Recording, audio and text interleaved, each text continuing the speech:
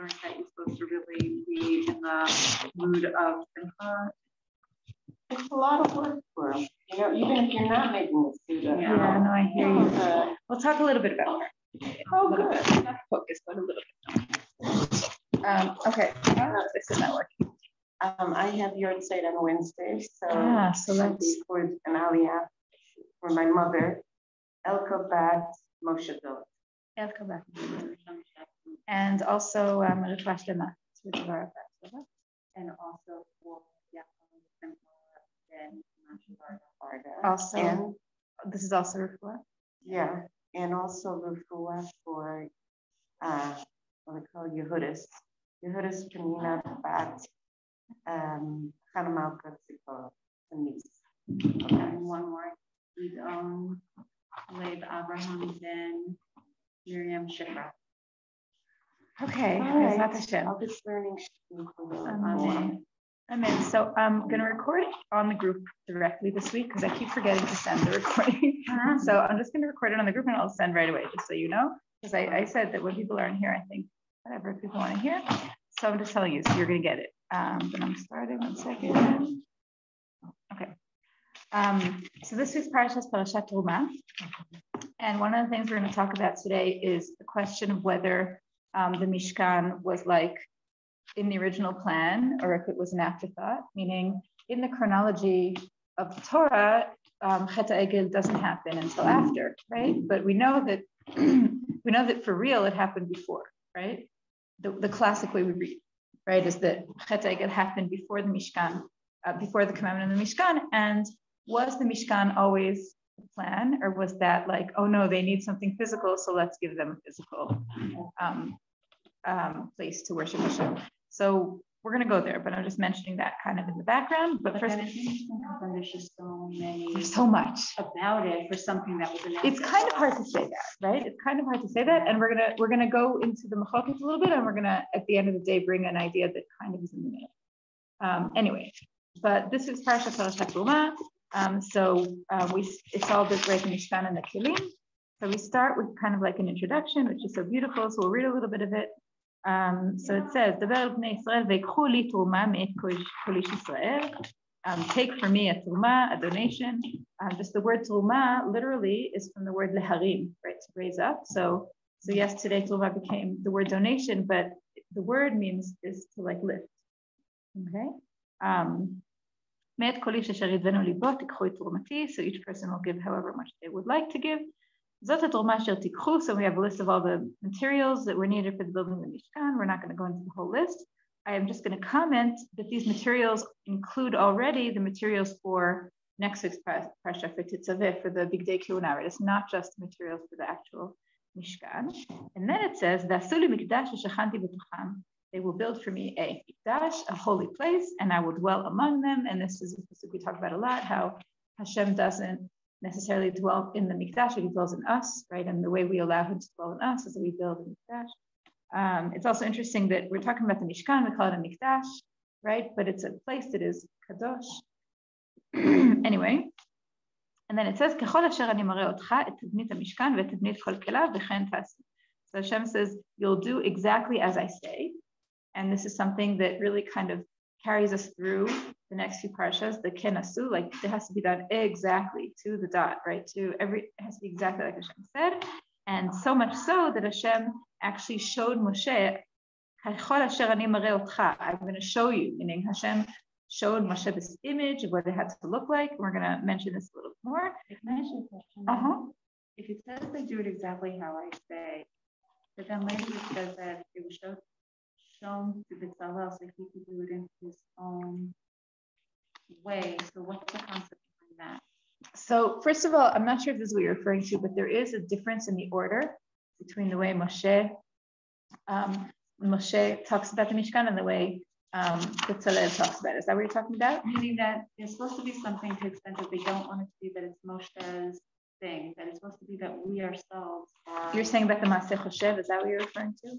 They have artists, right? Artisans. Right. Okay, I thought you were going to say something else. I'll just mention what I thought you were going to say, because when I say it, it might be what you actually meant. But but what I'm trying to say is that, meaning that they're giving him the free rein, but here you're saying that I'm commanding you to do it this way, is it really what he did with his own?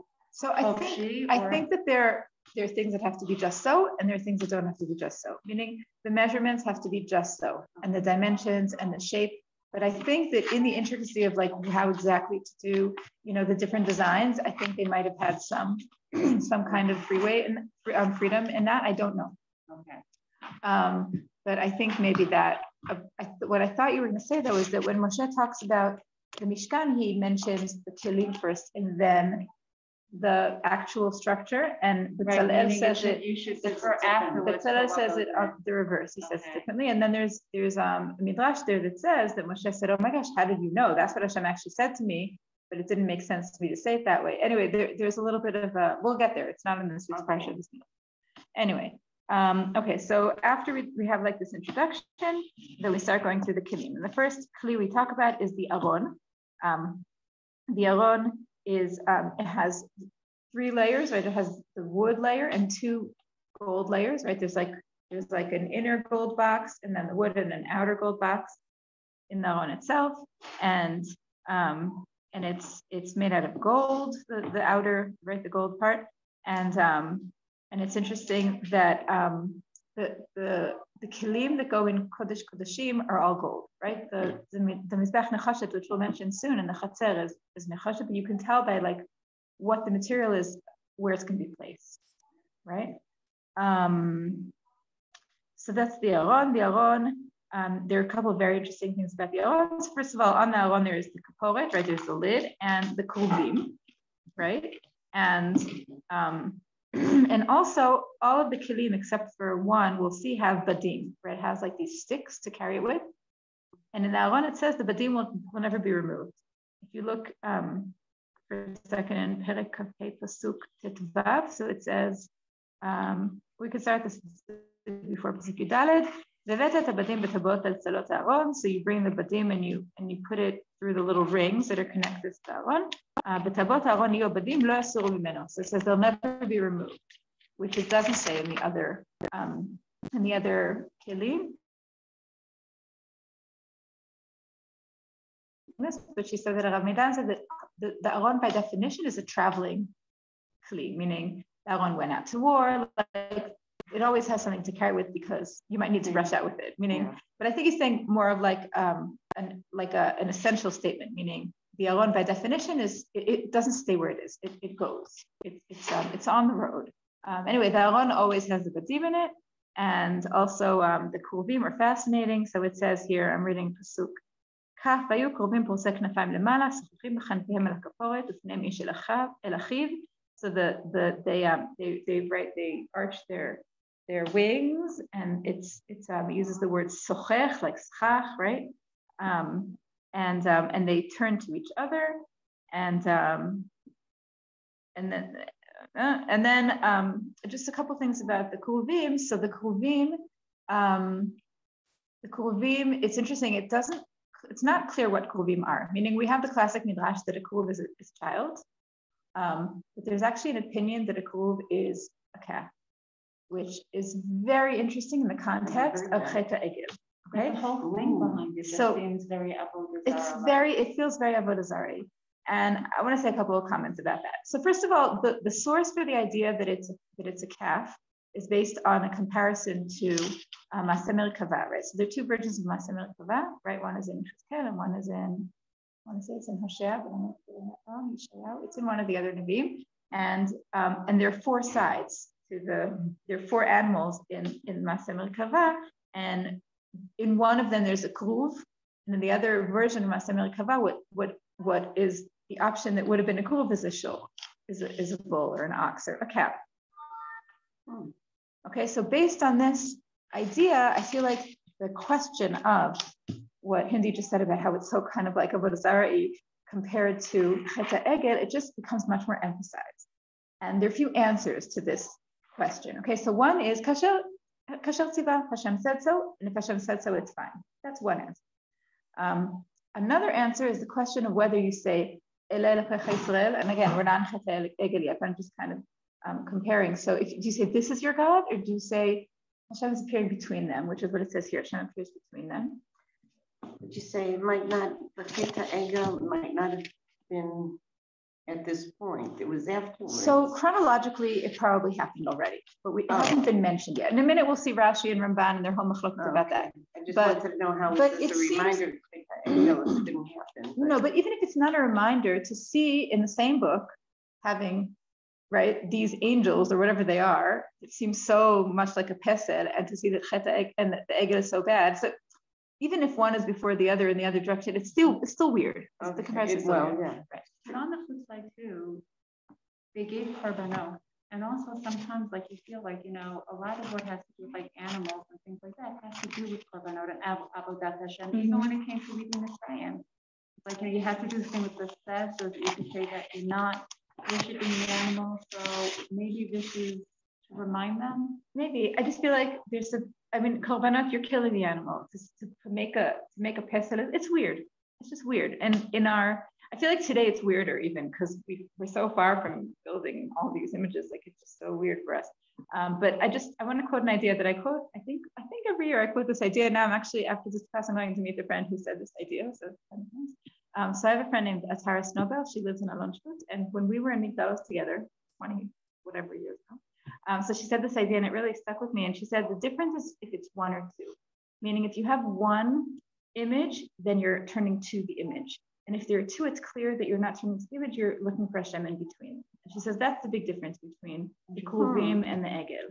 I don't know if somebody else says it, maybe there is somebody else. She said it to me first, so I never, but I think it's a really nice idea. But were there two camps then also? So yes, if it was camps, then it was so two. then also, yeah, look for Hashem in between. Yeah. Gotcha. But taking a step back about the Aron would be with the wood and then the gold. So then what's that indicative of? The wood and the gold? Yeah, because there's two different types of, you know, elements that you're using, and it's speaking out that it has something to do with something. Right. I'm going to say some ideas, but I don't really have so much to say about it in this context. But I'm going to throw out some ideas about wood and gold. So wood, I think, is something simple. It's like a basic structure, and the basic structure of the Mishkan is wood. It's interesting. We'll see that the menorah is just gold, not wood, right? And here there is wood inside. But the Kruvim, I think, are just gold. I think they're right. They're not mitzupeh zahav. They're actually zahav, right? I think so. Mikshat hasotam. Gold, it's very interesting. There's something obviously very like royal about gold, but in Kabbalah, gold is din. Is what? Din. Din, Gvura is the more, I'll say a few words about din. Okay, so in the world of Kabbalah and Chassidut, so there are two, they're kind of two like energies, I'm going to say, or two kind of like basic pillars of our relationship with Hashem. There's Chesed and Gvura. Okay, so I think we mentioned this here before. I don't want to say it. So Chesed, right, is giving, and it's loving, and it's a relationship, and it's a connection, and it's often something that has less boundaries, right? It's an expression of love, and Gvura is usually boundaries and limits. And both of them have good sides and bad sides. So chesed in a good place is caring for other people, right? In a negative place, we talk about a relationship with sibling being chesed. Obviously, that's not a good thing, but it's a lack of boundaries in love, okay? So both have, so like the mitzvot related to chesed, you know, are positive commandments that express our love towards Hashem. And the negative commandments in the world of chesed are, you know, are the arayot, for example, right? Okay. Now, Gvura, okay, Gvura and Chassidut, we talk about how Chesed is the mitzvot of sin, Gvura is the mitzvot lo taseh. Okay, so part of the representation of Gvura in the world is that we know what Hashem doesn't want, and we don't do that. But then the sins connected to Gvura would be murder, and I think idolatry also is well, but I'm not sure, but definitely murder. Like the expressions of harshness, right? There's something very harsh and stark, and it's a boundary. Maybe I'm not understanding what Gvura is then, because when you think of Gvura, you're being great. You're thinking about the positive. I'm saying both have good sides and bad sides. So the positive is greatness. It's holding strong. It's knowing, you know, how to stand up against something. So Gvura has to do with perseverance and strength but Retzach, murder, would be the negative side of Gvura. Okay. I can't see it, but Okay. Okay.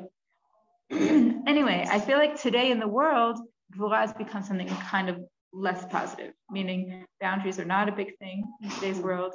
And anyway, but I think gold usually represents Gvura. Like in the world of Chassidut, Kesef represents Chesed and gold represents Gvura, which was one of the reasons. It's not a good thing then. So it's not a bad thing. Boundaries are a great thing, but we don't, like for example, on Yom Kippur when we don't wear gold.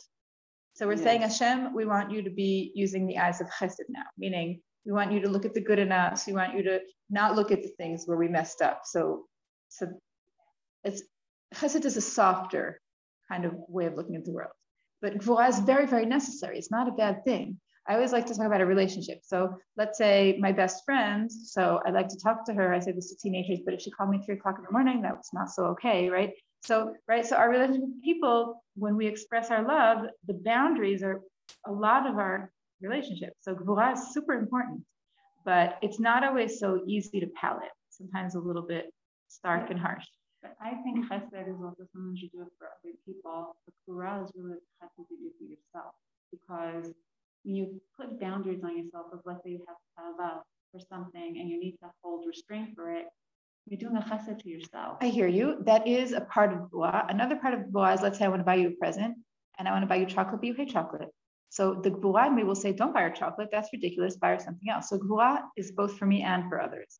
Gvura is the place where Chesed ends, is the thing that reigns in the Chesed when it's inappropriate.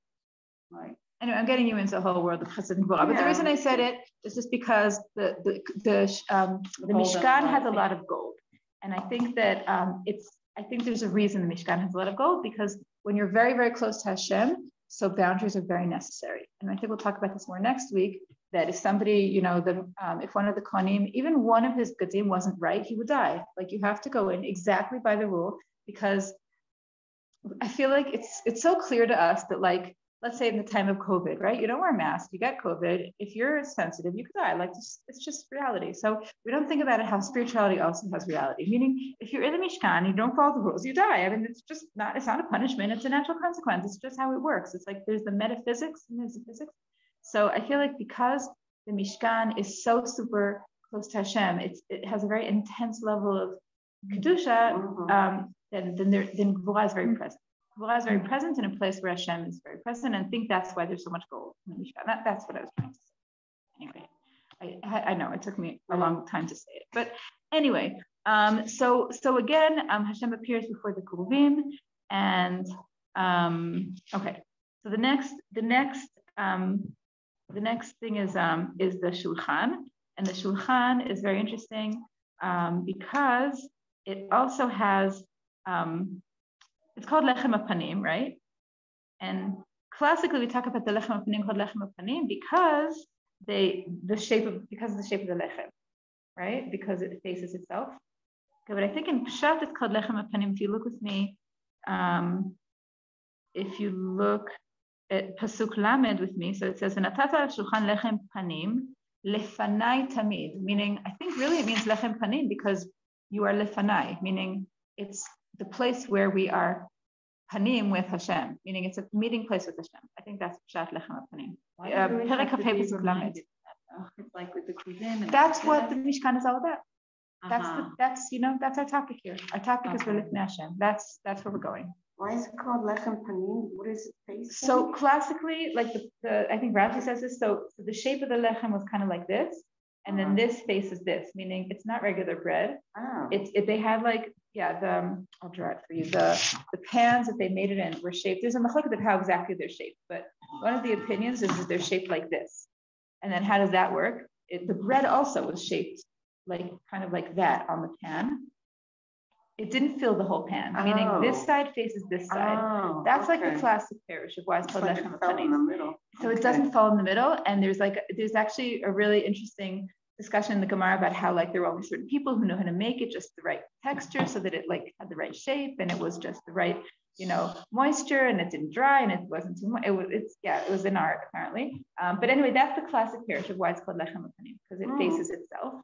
But I'm just saying I think Pshat, you're right. Some people draw it that way, right? Leah's drawing it more like that. There are different ways of drawing it. But in any case, there's that's like the classic parish, but I think in Pshat it's saying that it's lifanai, meaning you are coming to meet me, and this is part of our meeting place. Okay, that's the shulchan, and the next kli is the menorah, and the menorah is fascinating, and we're only going to say a few words about it. But it's miksha zahav, it's solid gold, and they had to actually make it like with one piece of gold. And I think probably they just melted the gold and put it in a mold, but whatever it was, like there was very strict rules about how to make it. And it's interesting that the menorah doesn't seem to have badim, meaning the shulchan and the aron, they had like sticks to carry it with, and that menorah doesn't have sticks. And if you look in Sefer Bamidbar, when it describes how they carried it, so there it said they carried it on a mot, and there are different opinions about what that means on a mot. So literally in modern Hebrew, a mot means like a stick, and there's an opinion that they like put it in some kind of sack and it hung on the stick. There's another opinion that the stick is actually like a board. But what I think is interesting about the menorah, there's something about it that seems to kind of suggest that there's something about it that carries itself. I'll tell you why I'm saying this. So first of all, the fact that it doesn't have a stick. Okay. Now also, if you look at the first pasuk, it says "Vasita menorah zahav ta'or miksha te'aseh," and the word te'aseh means it literally sounds like it kind of makes itself. Now it obviously didn't make itself, but I think there's something about it that's kind of saying that it like has a life of its own. And also when we talk about lighting the menorah, so it sounds like Aaron didn't actually light it. He just like was there to like let it light itself. There's something about the menorah that seems to be lending to itself to say that it kind of has like this own like, anyway, I think it's interesting to think that maybe that's why it doesn't actually say that it was carried with sticks. I think also aesthetically, just think about it, it would have been so chabal to have sticks sticking out of the menorah, right?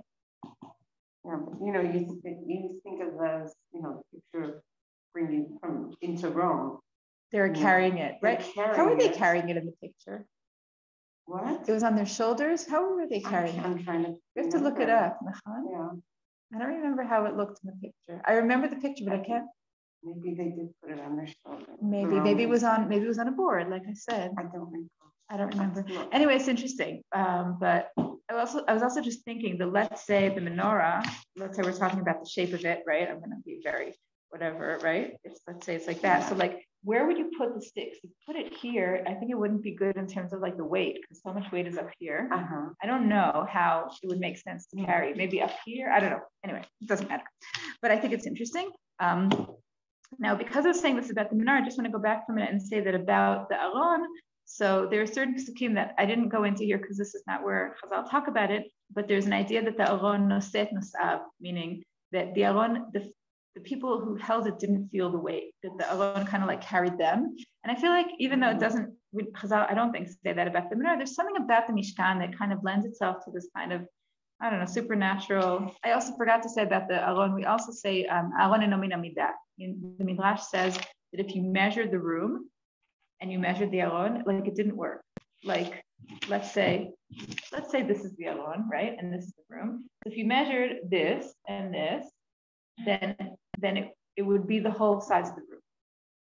It didn't take up space.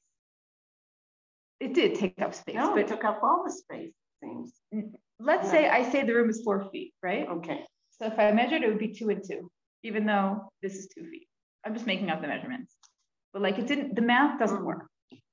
Is that clear? Okay. Is that not clear? Should I say it again? It doesn't matter. Whatever it is, what I'm saying is there's something about the Mishkan that Ki'ilu kind of sort of defies the rules of nature and has its own rules. It's kind of like what I said before about how, you come in and you have to follow the rules. Like it's kind of like a different dimension, different rules, not the rules of physics, the rules of metaphysics. Anyway, so I want to quickly go over the rest because I want to learn something inside with you. So the next parashia is talking about the Yiriot, which in the Torah called the Mishkan. So the word Mishkan sometimes relates to everything altogether, and sometimes relates dafka to the leather, like not just leather, to the Yiriot, to the pieces of fabric and leather that made the shape of the Mishkan. And it's interesting. I'm just going to mention, but I'm not going to go into it, that it talks about how they connected and they have these little like hooks and like kind of like buttons and buttonholes, but they call it Isha el Achotah.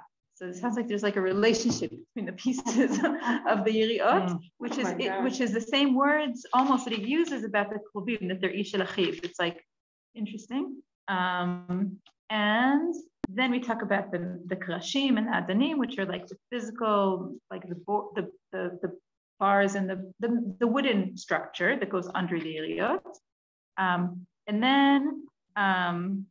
And then after that, we talk about the parochet, which is so interesting that we don't usually think of the parochet as an actual kli in the Mishkan, but it's actually it's not just a piece of fabric. It's like a really big deal. And if you read the Gemaras that talk about the parochet, so apparently they had to make them very, very often, meaning they didn't just make one. I forget how often they made them, but they made them pretty often. Why did they fall apart? So I'm not sure if they fell apart, if they just wanted them to be in perfect, but they made them not just once. And the Gemara describes how washing it was a really big deal. So I'm not sure if it's the same in the Mishkan, but in the Mikdash, it was very heavy and very thick. And it describes like how many people they needed to carry it wet to dry it. It's a big deal. And the job, like the role of the parochet is to make, I want to read the word, its role was to separate between the Kodesh and Kodesh Kodeshim. And the last, I'm sorry, not the last, one more. There's the Mizbeach mentioned here. So this is the Mizbeach Nechoshet that's that's outside of the Kodesh, right? That's the one with the Kedesh, right? With the ram. The other Mizbeach is not mentioned in this week's parsha, Mizbeach HaKtoret. And also the last thing that we talk about is the Chatzer, which is like the outer kind of part of the Mishkan. So the two kelim that we're missing here are Mizbeach HaKtoret, right? The Mizbeach HaZahav and the Kiyot. They're both not mentioned. Since they're not mentioned in this week's parsha, they're mentioned in Kitisa. So we're not going to talk about them yet. But I want to say a couple words about all these kelim, and then I want to do something inside with you. So the main focus of these kelim is really Kodesh Kodeshim, right? The Kiseh Shulchan and the Menorah are all in Kodesh Kodeshim, and there's I'm sorry, are they on Kodesh Kodeshim? I want to say they are. Now I'm suddenly not sure. Whatever it is, I think they're on Kodesh Kodeshim. But in any case, there's an idea that they kind of symbolize a home, meaning like what do you need in a house? You need a place to sit, a place to eat, and you need a lamp. And we're kind of saying, Hashem, we're building you a little Yechidat Torim, right? I'm making you a place to hang out when I need you to be here with me. And there are people who talk about when Elisha has right, he comes to this lady and she sets up a room for him. So I think there it says some similar basic needs that she gives him. I forget exactly how it says it, but there's this idea that we're saying, Hashem, you live here, like this is your home, and our life is, in this context. Talks about Kiseh. I don't remember when. Did I say Kiseh Shulchan Menorah? I'm sorry. Yeah. So I'm sorry, Mita. The aron is like a bed or a, right? I'm going to say that the aron is like a place to dwell. You're right. It doesn't say Kiseh. The Kiseh Shulchan Menorah must be what it says in Elisha. Okay, I'm sorry. You're right. But I think that the aron represents like a place to dwell, a place to meet. So either it's a bed or a chair or something where you can it's a meeting place. I thought also the menorah and the shulchan represented the balance of production or something, that it represents working and learning Torah. You can't have one without the other, and that's why one supports the other. Yeah. So it's also like in our own lives, we need both. Yeah. Yeah. So I want to go to the page with you, and what I want to focus on in this page is really the question of what we said, whether or not the Mishkan was an afterthought, like was it milchatchila or b'diavad, meaning was that the original plan or was that not the original plan? Okay, so let's see Rashi, and Rashi seems to say that it was not the original plan. So Rashi, this is on Perek Lamed Aleph Tzik Chet, which is actually not in our parsha. It's on Parashat Kitisa, I think, when he describes. When you say original plan, you mean like from when the world was created, those ideas that Hashem created, knowing that they were to be put in place? What I mean is, was the Mishkan was the tzibur of the Mishkan because Hashem saw that we really needed a physical representation, meaning Chet HaEgel, Israel really messed up, right? And Hashem said, oh, well, I guess they need something kind of like the Egel because they couldn't handle a relationship without that. Or do we say, no, from the beginning, Hashem planned. No, but that's what I'm asking. No, I understand. What's from the beginning? I'm saying, like, there were things that Hashem knew that were going to come in, so there were things that were already before the create. Like they say, there are those things that were there. What in Erev Shabbat, Ben Shmashot, that kind of thing? Yeah, that's it. I think that none of the things in that list are connected to Mishkan. Otherwise, I think it would be harder for us to argue the point. Right. But okay. Yeah. But I think really the question is if a physical representation of Hashem is something that we think is an ideal, or it's just something that we feel like is necessary because we're human beings and we have no other. I think that's the same thing with the king. Hashem really didn't really want us to have that. So with the king, we're more clear on the statement that it's not ideal. And here it's a machloket, if it's ideal or not. Okay. So the Rashi says like this. Ve'iten Moshe. So this is talking about, again, like I said, Parashat Kitisa. So let me just read. It's Perek Lamed Aleph. Okay, so this is about the Kiyor Nechosh, what it says here. Okay, so he says, so Rashi reminds us that the chronology of the Torah is not necessarily the chronology, right? Things come out of order, right? And mukdam mechav b'Torah. Maaseh ha'egel kodem letzibui melechet hamishkan. You can cross out that lamed. I'm sorry, I didn't do that. It's from Bar-Ilan. It's like a reference to another. It's a footnote. So he says, Maaseh ha'egel kodem letzibui melechet hamishkan. So he says, Maaseh ha'egel, the sin of the golden calf came before the command to build a Mishkan. Yamim rabim haya. שהרי ב-17 בתמוז נשתברו הלוחות, ויום הכיפורים נצרתה הקדוש ברוך הוא לישראל, ולמחרת התחילו בנדבת המשכן והוקם באחד בניסן. So he gives us the chronology. He says, chronologically, it's very clear in his mind that Chet HaEgel happened on Yud B'Tammuz, and then we broke the luchot, and then Yom Kippur, Hashem forgave us, and then afterwards, then Hashem said, okay, let's build a Mishkan, okay? And then we finished on Aleph Nisan, okay? So again, he doesn't say that it's an afterthought, but he says it came after, okay? The Ramban says like, Kasher diber Hashem al Yisrael panim bepanim aseret hadibur. So the Ramban says, when Hashem spoke to Am Yisrael on Mamad Har Sinai, he spoke to us panim bepanim, right? Very, very close connection, very close relationship. וציווה אותם על ידי משה קצת מצוות שהם כמו אבות למצוות של תורה. So he gave us the aseret hadibot that are kind of like the roots of the rest of the mitzvot. כאשר הנהיגו רבותינו הם מגירים שבאים להתייחס. He says it's the same way when somebody comes to convert, so you don't teach them all the mitzvot at once, you give them like some basics, and then you teach them more. וישראל קיבלו עליהם לעשות כל מה שיצווה על ידי משה. And at that point, Am Yisrael said, we will do whatever Hashem tells us. וקראתי מהם ברית על כל זה. And Hashem, he made a covenant that we will keep all these other things. מעתה, הנה לו לעם והוא להם לאלוהים. So at that point, we became his nation, he became our God. כאשר התנאה מהם מתחילה. And I want to skip a little bit. No, I'll read it anyways. Okay. ועתה ישמע תשמעו בקולי ושמרתם את בריתי ואתם לסגולה. So there Hashem said in פרק י"ט that you will be my nation, you will be my special right of סגולה, ואמר ואתם תהיו לי ממלכת כהנים וגוי קדוש. And at that point he said you will be my nation of כהנים and גוי קדוש, right? And we said what? What's he talking about, right? והנה הם קדושים, ראויים שיהיה בהם מקדש להשרות שכינתו ביניהם. So he says when Hashem said you will be ממלכת כהנים וגוי קדוש, what did he mean? He meant we're going to build a Mishkan and I will dwell among you. ולכן ציווה תחילה על דבר המשכן, שיהיה לו בית בתוכם, מקודש לשמו. ושם ידבר עם משה ויצווה בני ישראל. So he said from the beginning, this was the plan. He was going to build a Mishkan, and this is where he would appear to us. So he says the main purpose of the Mishkan is a place for the Shekhinah to dwell. Shehu ha'aron. This is the Aron. So he says, I will meet you there on top of the Kaferet.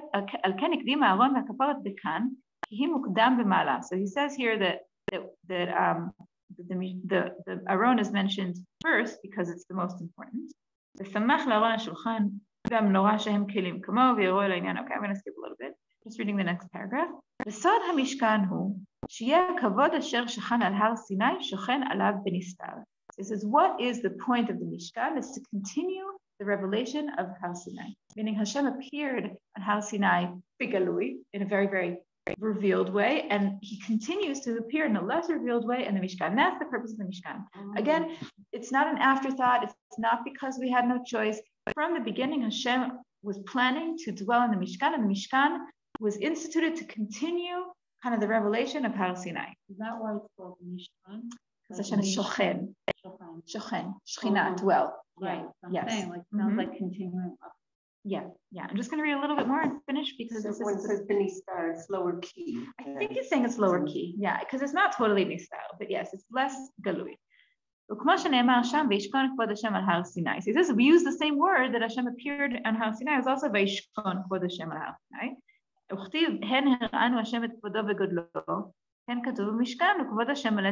the words kavod and godel, it's the same words that we use relating to the Har Sinai and to the Mishkan. והזכיר במשכן שני פעמים וכבוד השם מלא את המשכן כנגד בעת כבודו בעת גודלו. It says twice in the Mishkan that Hashem's kavod filled the Mishkan, relating to the בעת כבודו בעת גודלו on Har Sinai. והיה במשכן תמיד עם ישראל הכבוד שנראה להם בהר סיני. So he says the point of the Mishkan again is for Hashem to be tamid with Am Yisrael going forward, meaning he appeared at Har Sinai and the Mishkan is about prolonging and continuously having that appearance with Am Yisrael. So I didn't bring the Rambam, but the Rambam is really, I think, the place where it's most clear that he says that the Mishkan was really because we had no choice. He doesn't say it's just about the Mishkan, he says about all the Korbanot. And the Rambam, the Korbanot are really, like ideally we want to just have a relationship with Hashem without physical Korbanot, but he said Hashem understood that the developmentally the nation needed that then, and the Rambam in Moran B'chim, I really should have brought it. He has like this whole progression of how originally we had Korbanot, and then we moved ahead, and now we only have Tefillah. And it sounds like ideally at the end we won't even need words, meaning we'll be able to connect to Hashem even without words. Now I don't totally accept the Rambam because I think that physical, I feel like a physical relationship is also a big deal. Meaning the Rambam wasn't what I'm going to be a little bit mechkari, but the Rambam was Aristotelian, meaning he came with a very strong connection to the Greek philosophy that really saw the physical as something not so ideal and even negative, and that ideally we want to progress and get beyond that. And I feel like at least Rav Kook doesn't look at the world that way. Okay, I was going to say, didn't Rav Kook say that there won't be korbanot? So Rav Kook says there won't be animal korban. He says there'll be there's food. Yeah. Okay. So in the korbanot, when we get to Vaikal, we'll talk about it, but they're menachot. The menachot are different kinds of grain korbanot. So Rav Kook says it'll be grains. So, but Rav Kook talks a lot about how a relationship with Hashem has to have a physical component too, as opposed to the Rambam, who seems to say that ideally we want to kind of get beyond that. Okay. So yes, the idea of the korbanot, that's kind of a different discussion. But in Rav Kook's philosophy, we will have a building and it'll be amazing, and the beauty of it will be, the splendor will also be a part of our connection to Hashem. And in the Rambam, it sounds like, I don't know if we need that, right? Meaning maybe that's a lack in us, that we need some kind of physical representation. Anyway, whatever. The point is that I think it's interesting to think of the Mishkan, and again, the Ramban really sees the Mishkan as something that's an expression of the continuation of Har Sinai. And in Rashi, a little bit, in the Rambam very much, the Mishkan is not 100% ideal. It's maybe, a little bit of a diavad. Can I ask you something? But then when it comes to the Ner Tamid, that they light outside, because otherwise we just need the menorah. You don't need another light. So the Ner Tamid, that's what it's saying. Tamid, they're there every day. Because you're talking about the Ner Tamid in the menorah? I thought the Ner Tamid was outside, like more by the entrance. I thought that the Ner Tamid. I think that usually we talk about the menorah itself being the Ner Tamid. There's also the Mizbeach that has Esh Tamid. Are you talking about the Esh Tamid or the Ner Tamid? I thought the Ner Tamid was something separate. Look it up. But I think the menorah was supposed to always be lit, and I think that there always had to be at least one light left, and I think that's what we usually talk about it being the Ner Tamid. Oh, so maybe that's the one. But there's also an idea that the ish always should be lit, that on the mizbeach. It's two different things. Ish tamid tukat al mizbeach says there should always be an ish. Okay, but would that ish tamid be reflective of that there would be Hashem, like tamid being there? I think that the ish tamid is connected to that. Yes. Only because otherwise, because if you have a menorah lit every day, so there's light there, then there's a specific reason what they're trying to. Right. I'll say something about the ish tamid. I think that the ner tamid is saying I'm home, meaning I'm here. Hashem's here. And I think the ish tamid is talking about a relationship, meaning where we bring korbanot, we're saying it's always going on. I'll say it like much in a nutshell, okay? But because it's not what I plan to talk about today, but I think it's a really beautiful idea. I think I mentioned this here, but my son just moved to a new yeshiva. So whenever my son goes to yeshiva, I have to find out like what's going on there. So I listen to the classes for yeshiva. So my son just moved to Othniel, and I've been listening to Shirim, who's amazing. And he had a class about Tila. And he talked about how, the difference between the bamot and not the bamot, right? So, in the time of the Nevi'im, so like many of the melachim, it says that they were pretty good, but they still had a bamot, right? They still had, bamota, right? That the people had like their own personal mizbeach in the backyard. Okay, so that's what the bamot are, meaning there were generations that actually committed idolatry. That was really bad. And there were generations that didn't commit idolatry, but they did avodat Hashem idolatry style, meaning they had their own backyard temple. And he said, Arav Re'em, that there's something to be said for having a temple in your backyard, meaning like, it's so nice to have Hashem like present. You just write a letter, write an email, right? And he said, what's the problem with a temple in your backyard? The problem is, there are many problems. The biggest problem is his centrality, meaning I come to the Mishkan and we're all together, the Mikdash, right? That's one thing. But the other thing is, he said, imagine you have like a medulla, right? Your kids have a medulla in the backyard, your grandkids have a medulla in the backyard. So it's beautiful when the fire's lit, but the next day, right? Yuck, right? So he said, part of the issue of the Mishkan and the Mikdash is that it's esh tamid. It's always going on. And he says that davening, part of the idea of davening being connected to the tmidim, is that it's a flame that's always going on. And I daven, it's going on. Meaning, am I a part of this or am I not a part of this? And he said it's different than we talk a lot about tmidim kisidra, meaning that it's important to have, a schedule and to have, habits. And he said he's saying something else. Habits are important, but this is something else. This is saying that there's something going on. There's this ongoing flame. And am I seeing it or not seeing it? Am I a part of it or am I not part of it? He said that's what the Ish Tamid is about. That this flame, it represents our communication with Hashem. It's being proactive. It's like being involved. Yes. Okay. So it's also a place for the community to go to. Right. So communal is also a big piece. With COVID, the minyanim and the shul on the street. People were reluctant to go back to shul. Right. And that's not right. So yes and no. I feel like I don't want to come out too strongly against some people like daven more, but I hear you, and the centrality is a big thing too, and it's not us, so I don't want to some be people too are negative. on time for many, so many people. I had friends that were many things are wonderful. My street goes on the street. Well, Marib always we had in the street, a lot of places. We didn't. No, so there were a lot of smokers minions and all kinds of places. But so you could say the same thing about that. I don't want to, be negative against it in your backyard. It's just you. Sometimes but it's not just you. It's not just you. Then it's also different. I don't know. But they say also that you bring the Shekhinah into your house. That your house can become like a Mishkan. You're supposed to always have that concept that you are.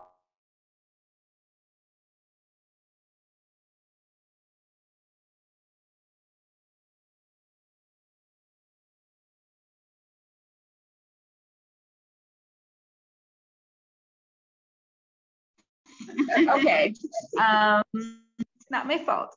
Okay, Vasuli Mikdash. Okay, and here the Sfat is talking about, he's going to talk about our question, but he's also going to bring in another element. So what he's talking about here is Kechol Asher B'ani Marei Otcha, right? So we talked about how Hashem showed Moshe the image of parts of the Mishkan. So that's what it's talking about here. So that's in Pasuk It's not in the beginning of the parsha, and it's on Perek Kafei Pasuk Chet, what he's quoting here. Okay. So he says like this: Ki kodem hachet ayu bnei Yisrael muchanim liot lemala me'ateva kimalachim. So here he says that before Chet HaEgel, Am Yisrael was ready. It was at a place where they were almost like angels. They were above nature. ואחר כך עשה השם יתברך איתנו חסד, שיהיה נשאר הערה מהתורה בהתלבשות העשייה. So he says, before Chet HaEgel, Am Yisrael was at such a level that they didn't need physicality. But then they sinned, and then they did need physicality, and that's why Hashem gave us this big chesed, that he appeared in a more physical way. ועל ידי נדיבות שנמצא בלב ישראל, יכולים להמשיך הערות התורה גם בעשייה. So he says, because Am Yisrael, I'm sorry, I'm here. Because Am Yisrael was so generous in their contributions to the Mishkan, I'm in the third row, okay? Oh, you said you. No, I'm sorry, I just said that he was quoting Yudchet, I'm sorry. So he said that because Am Yisrael was so generous with their contribution to the Mishkan, that's why we can also have this light of the Torah in ourselves, in actions. וזה שכתוב ככל אשר אני מראה אותך, כי בחינת משה רבנו עליו השלום, אספקלריה מהירה, בלי התלבשות והשתנות. So when it says that Hashem showed Moshe the image of the Mishkan, I'm in the fourth line if anybody's looking. So it says that he saw these images in Aspaklarya Meira, right? Moshe's Nevuah was, we called it Aspaklarya Meira, right? It's like this very clear vision. And the Mishkan he saw in this kind of vision. And he says, so he says, we also, after Har Sinai, before the Chet, we were at the same level that we could have seen Hashem or seen Hashem's revelations at this level. So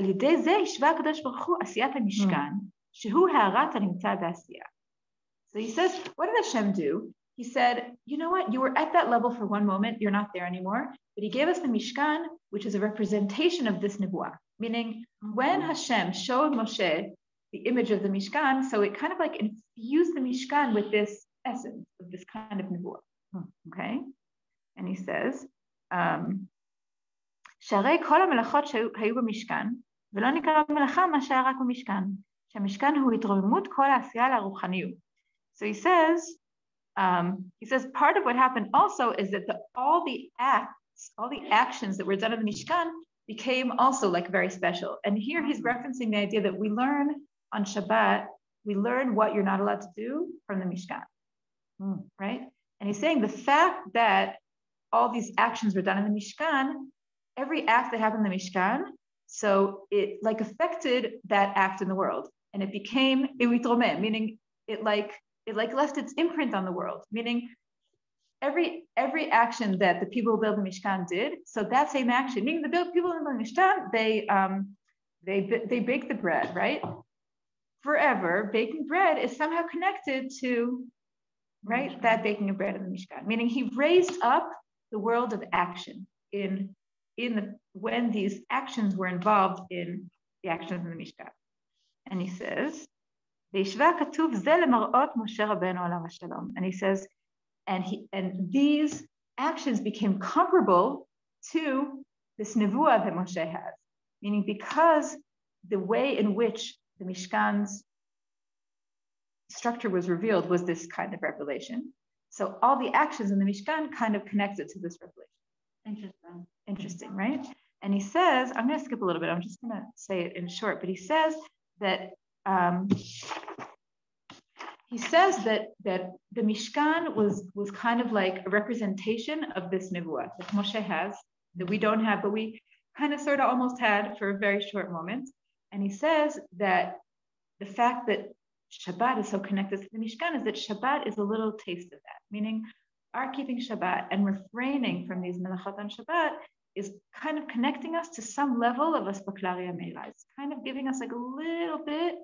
Obviously, we don't have this kind of nevuah, but he says that I'll just read the last sentence because he says it so beautifully, and he says, Kmo chen Shabbat Kodesh, I'm reading Mamash on the last line, Kmo chen Shabbat Kodesh, Ita shemachzir Moshe Rabbeinu aktarim livnei Israel. So he says, when we keep Shabbat, it's as if the Midrash says that when we said Na'aseh v'nishma, we got these two crowns, and then Chet HaEgel, we lost the crowns. And he says, on Shabbat, we kind of receive those crowns again, the crowns of Na'aseh v'nishma. And he says, לכן יכולים בשבת קודש להשיג הארת התורה יותר כמו שכתוב בשבת לדעת כי אני השם מקדישכם. So he says, on Shabbat, there's like this essential like ability to see more of the Torah's light, because we're kind of reconnecting to that moment that we had, that to that connection that Moshe had. And I think part of what's beautiful about the Sfat Emet is he's saying, he's not really answering the question of whether the Mishkan was milchatchila or b'diavad, but he's saying the fact that the Mishkan came in this process, it's allowing us to kind of reconnect with what was before. Meaning, chronologically, he's accepting the fact that, obviously in Pshat, I think we all accept the fact that the Egel happened before the Mishkan. Or I don't know if we all, the Ramban, it's not clear he accepts that. The Ramban, whatever, we're not going into this whole shita, but he's saying the fact that the Mishkan maybe came as kind of sort of a result of the Egel doesn't mean it's any less wow. Meaning it's because part of what it does is it returns us to that level to a certain extent. Meaning part of the story of Chet HaEgel, it's really tragic, right? A lot of the descriptions there about how we were on such a high level and bam, right, gone, right? There are all these midrashim that were just like Adam HaRishon before the sin. Like there's a very strong feeling of loss, right? And he's saying that through the Mishkan, we kind of like undo that to a certain extent. Obviously, Chet HaEgel happened, but there's something about the Mishkan that lets us reconnect to that high point that we were at on Har Sinai. And he says Shabbat is connected to that. And we didn't talk about Purim. Oh my gosh, should I say 2 words about Purim and Adar? Sure. Yeah, I have 2 minutes. You guys are not in a hurry. So I'll just say a couple words about Adar. So first of all, I want to say that the word Adar in the Sfat Emet is connected to the word Adur, meaning to dwell. So if we're talking about the Mishkan, so on his Perishim on the Parsha, he mentions this idea quite a few times, how part of what the Mishkan is about is for Hashem to dwell among us, and part of what Adar is about is also to bring Hashem into the world, Adur, right, Adar, Adur. And part of what Adar is about is bringing Hashem down further than we would bring him in other situations. I'm just going to explain. So the letter of the month Adar is Kuf, and we all know that the letter Kuf reaches below the line. It's really the only letter that in its regular form reaches below the line. Like we have Sofiot, but not the regular letter, right? Yes. Yeah, we always, right? It works, don't worry. But anyway, there's this idea that part of what Kuf expresses is this idea of bringing Hashem down into places we would not necessarily bring him otherwise. Bringing the Kedusha into places that we're not necessarily accessing. And part of what Adar is about is connecting to those places, not connecting, to bring Hashem into those places. And I think the story of Purim is very much like finding Hashem in very hidden places, right? The Megillah doesn't mention Hashem's name at all, but we're looking for him there. And we say every time it says Melech, it kind of references Hashem. There's something about Adar that's it's very nisar, it's a lot of hard work. And part of the idea of Adar is, I think we'll end up talking about it more because we have to, but the part of the idea of Adar, and I mentioned this a little bit, but I'm just going to mention it again, that when we got the Torah, right? So the Midrash says that Hashem held up the mountain and said, take it or leave it. And the Midrash says that we didn't really have a choice. And that when did we actually receive the Torah out of choice? In Purim time, right? In the generation of Purim, then it says, Hadur kibla b'machashverosh in Masechet Megillah. So it says, when it says in the Megillah that they received the Torah, so Pshat is they received the laws of Purim. But Chazal say that they received the Torah in the time of Achashverosh. And the Gemara there says, what do you mean? I mean, you got the Torah at Sinai, right? And the Gemara answers that at Sinai, they didn't really have a choice. And here they had Dol Kibula. I'm not totally quoting. You have to see it inside to see exactly what the words say. But there's this idea that when Am Yisrael is in a place that's distant, so free choice is much more present. And choice is when we're far and we really choose to connect to Hashem, it's very big. It's our own. And part of what Adar is about is that. Adar is about being in those places that are not necessarily so simple or close to Hashem. And that's where our choice to connect to Hashem is oh so much greater. What I don't like about that, it means that it's okay to be in Chutz La'aretz. That's how I look at it. It's definitely not okay to be in Chutz La'aretz. Okay. I don't think they had much of a choice then. Okay. And you know what? If you read the Megillah, if there's there are some people that read it as having a lot of criticism on the people that were there. Meaning the fact, what were they doing there? They didn't want to come back. Mordechai had come back and left. Mordechai, according to some of the Midrashim, it's very interesting, the whole question. But there is an idea that at the end of the Megillah, it doesn't end on such a positive note. Like, if you read it, whatever, it depends. It's okay. We're okay. Yeah, like, we survived. And there are Poshanim that say that really is expressing the fact that they're not. One of the reasons we don't say Hallel on Purim is because we're still there, kind of. You know, it's not over.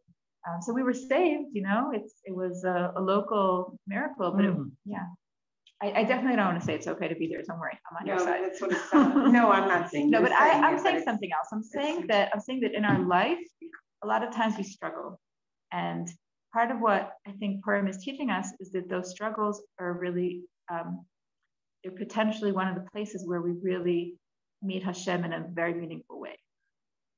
Forget America or forget Chutz La'aretz, just in our life. Like I feel like sometimes we feel like there are places when we're on and everything's great. And I think part of what Purim is teaching us is dafka the places where it's not so clear that it's easy to find Hashem. Those are the places where it really counts to find. That's what I'm saying. But I think people are so involved on Purim. I think that if people really have forgotten it, like they're not tapping into that. I think that if people would do that, it would avoid a lot of the Gashmir part that comes with Purim. I think that it's our choice to take Purim and make it when we go start every day from the beginning of Chodesh Adar, we say Mishinech Nasada Mabim B'Simcha, and it's to really elevate ourselves to get closer to Hashem. But we're using it like in the drinking aspect or the gluttony part of it, and we think that we're not. We're so lost. It makes me sad. It depresses me. Yeah. It's hard. Like even in America, I mean, here you don't see it because you don't have to travel. But in America, I remember you had Purim and it was on Friday, and then people had to be in the Beit Knesset Friday night. Mamash would see people lying on a street, throwing up, and you're supposed to be in shul. It was like a very ambivalent feeling. Yeah, I hear you. I have a lot to say about drinking, but I'm not so into drinking. Yeah. But I think that some people, when they drink the right amount in the proper context, it does elevate something. I'm not promoting drinking, but something that was in me last. So like, and we speak openly. You know, we've had events. So I'm just saying that I'm not. It's very complicated. It's a very complicated thing, and it's not. It takes what you should be doing with Kedusha, with the drinking. And even like the same thing with the Purim coming. I'm just going to turn this off so that we're not talking about personal things on this. I have a son. The Pesach coming up also. It's like the same thing. It's like you're supposed to elevate it. It's supposed to be there. Arba Kosot. And people, you know, it's. Yeah, no, I hear you. I also, we have this at home. My son is turning 19 tomorrow. And we had some, what? Yeah, he's very sweet. And he's in a really good place right now. But nobody had stuff. And drinking is one of the topics that whatever, but I feel like now the place he's at, like he drinks a little bit and it's just really kadosh. Like I feel like there is sometimes an ability to do that. Now it wasn't like that a year ago, 2 years ago. That's not how I felt. Like I wouldn't have been speaking the way I am now. But I feel like I grew up. My father's, you know, my father. He's such a litbak. Like my father's version of Adeloya, that was he drank like a little bit of wine and went to sleep. Right, that's the Ramah. Like he was very, you know, such a litbak. And for me, like. Whatever the drinking was, it was very foreign to me. But and again, I think it's not right for everybody. But I think that sometimes in the right context, like it took us years. We were married for 23 years now, and it took us a long time to find the right group of people. Purim's very complicated. I think it's very complicated. I also very bad, especially because like. Yeah, no, I hear you. Yeah, I look at it and I still see that we're not there yet. So I see both. I think it's very. They're not on top of it. They're irresponsible.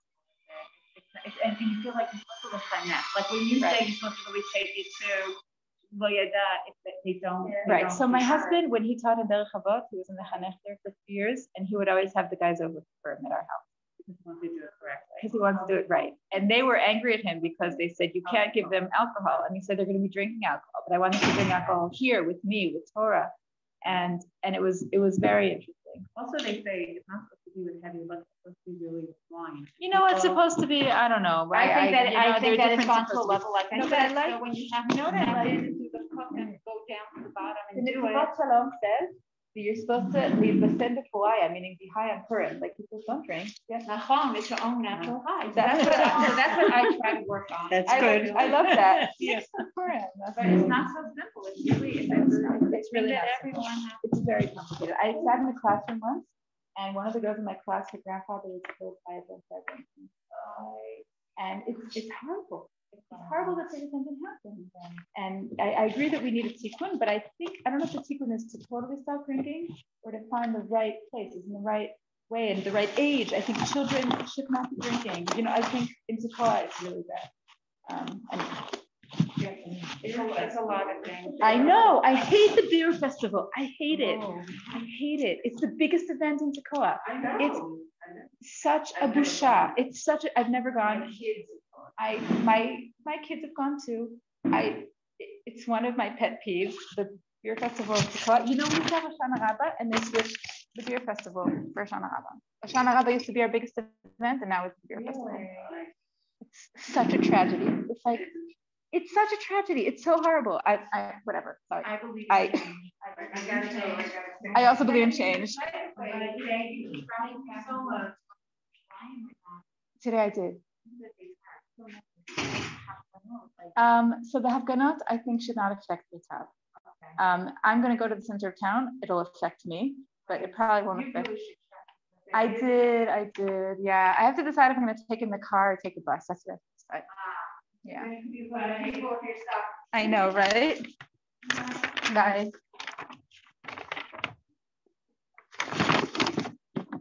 חשבתי שחיביתי ועכשיו אני רואה שלא. עשיתי end.